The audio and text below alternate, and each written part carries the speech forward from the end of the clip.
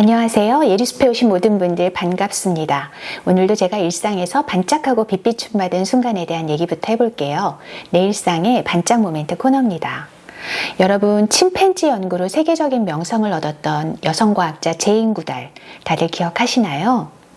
네, 그분이 지난해에 돌아가신 뒤에 넷플릭스에 심층 인터뷰 영상이 올라왔어요. 사후에 방영하는 걸 조건으로 해서 생전에 찍어둔 것이었는데요. 이런 방식으로 녹화해뒀던 인터뷰를 제가 본 적이 없었기 때문에 정말 신선하게 다가왔습니다. 이 인터뷰의 말미에 그 사회자가 얘기해요.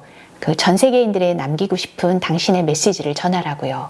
그래서 제인 구달이 이렇게 카메라를 직접 똑바로 응시하면서 이런저런 말들을 하는데 마치 지금 그분이 사후세계 어딘가에서 살아서 직접 얘기를 하고 있는 것 같은 그런 이상한 기분을 느끼기도 했습니다.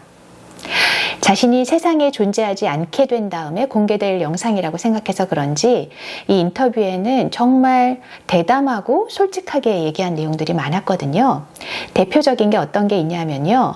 구달이 자기가 너무 싫어하는 사람들을 지금이라도 당장 우주선에 태워서 지구 밖으로 보내버리고 싶다라는 얘기를 해요. 그러면서 트럼프 미국 대통령, 그리고 트럼프의 열성적인 지지자들, 푸틴 러시아 대통령, 시진핑 중국 국가주석, 네타냐후 이스라엘 총리, 거기다 일론 머스크까지 콕 집어서 공개적으로 저격을 했습니다.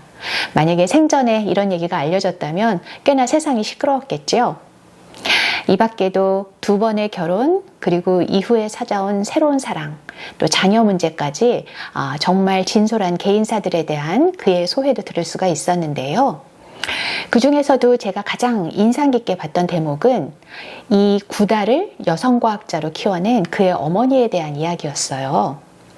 어린 시절에 구달이 굉장히 호기심이 많았는지 하루는 지렁이랑 흙을 자기 침대 위에 이렇게 펼쳐놓은 적이 있었대요.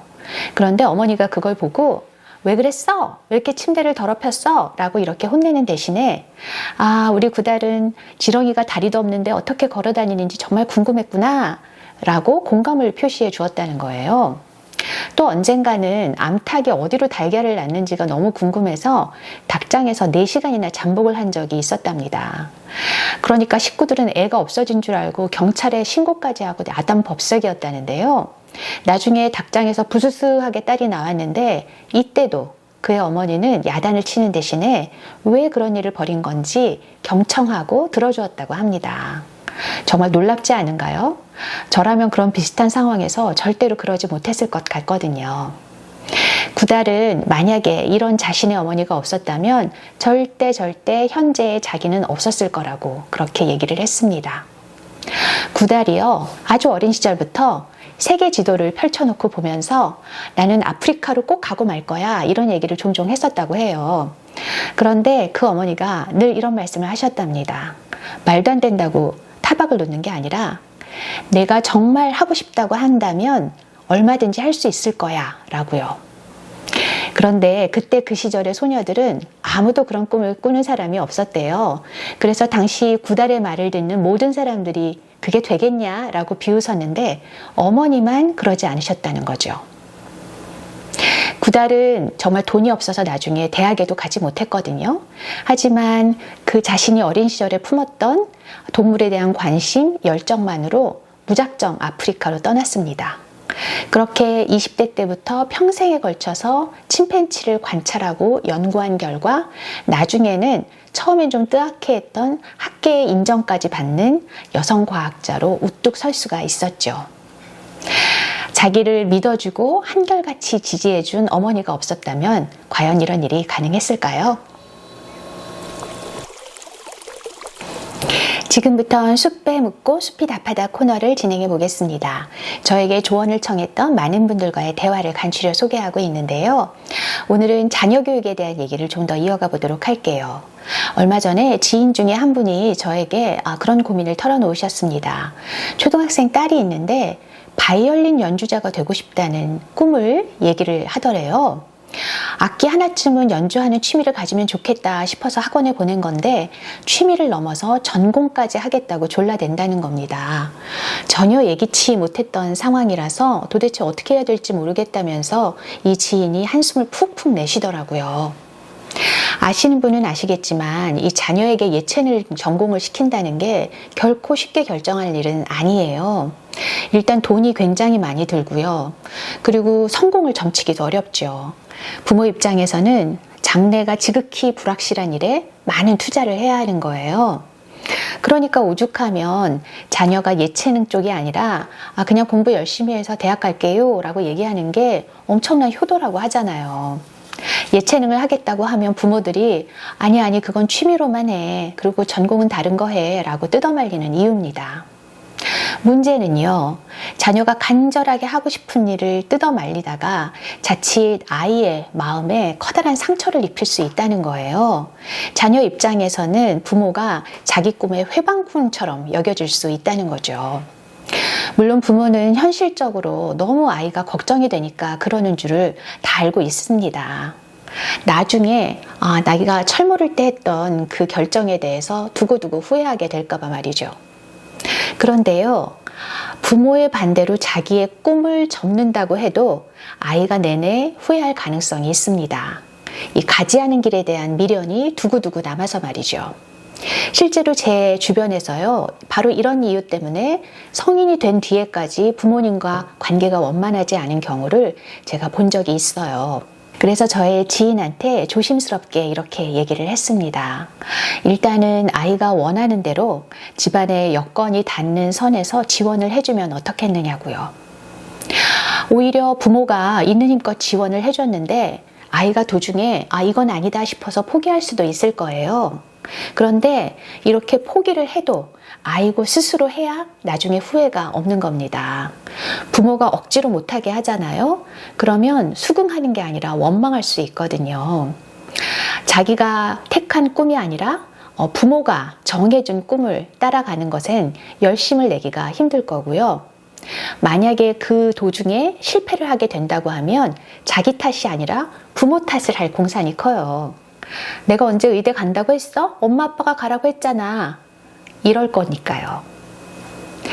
저를 포함해서 많은 발레 팬들이 사랑하는 전민철 발레리노의 어린 시절 영상 혹시 보신 적 있나요? 빌리 엘리어트란 뮤지컬에서 이 빌리 역에 도전하는 여러 소년들의 그 성장기를 담은 그런 프로그램이었는데요. 거기서 중학교에 가서도 나는 무용을 계속 하겠다고 주장하는 어린 민철한테 아버지가 그래요. 공부 잘하니까 그냥 공부 열심히 해. 무용은 취미로만 하고. 그러면서 우리나라에서 남자 무용수가 성공한 것 봤냐고 현실적인 근거도 제시를 합니다.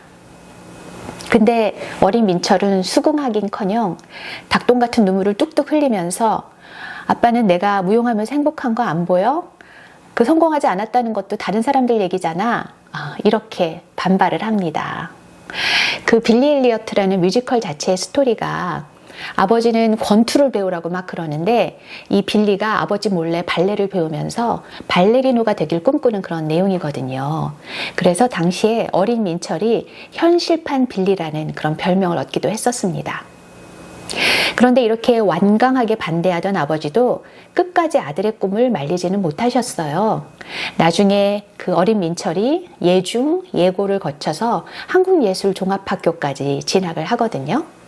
그리고 이 한예종을 마치기도 전에 모든 발레리노, 발레리나들이 꿈꾸는 러시아 마린스키 발레단의 낙점을 받았죠.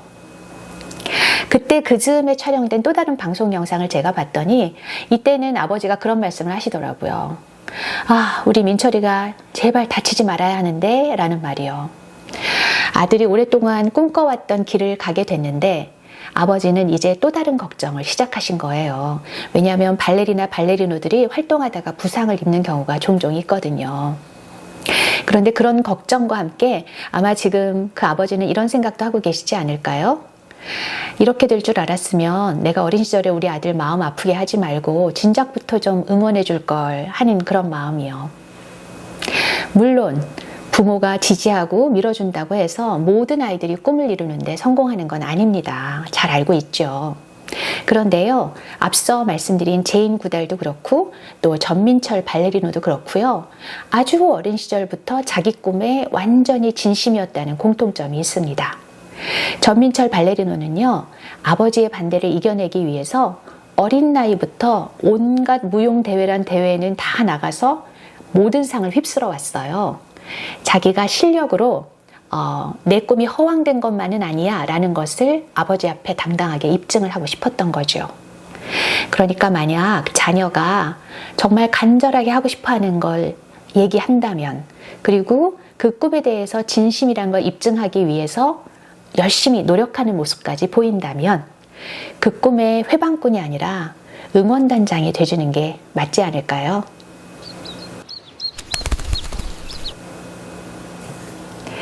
네, 여러분 오늘도 예리숲에서 함께 하신 시간 즐거우셨나요? 여러분의 남은 날들도 행복하고 평안하시기 바랍니다. 우리는 숲힐링하러 다음에 다시 또 만나요.